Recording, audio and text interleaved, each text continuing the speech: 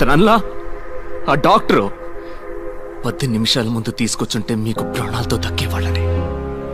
ఇక్కడ గుడి కట్టకూడదన్నా, ఆస్పత్రి కట్టాలి. నలభదే నువ్వు కోపంలో మాట్లాడుతున్నావు. గుడి కావాలంటే కట్టేస్తాం కానీ ఆసుపత్రి చాలా పెద్ద విషయం. అది అది సర్కారు వాళ్ళే చేయలేపారు, మనం ఎంత రోజులు చెప్పు.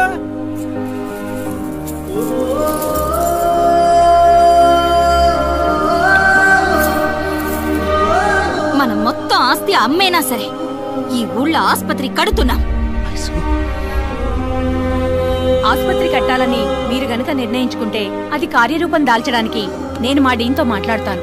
వారు కూడా మీకు మళ్ళనే ఊరికి మంచి జరుగుతుందంటే మొదటి వరుసలో ఉండే మనిషి.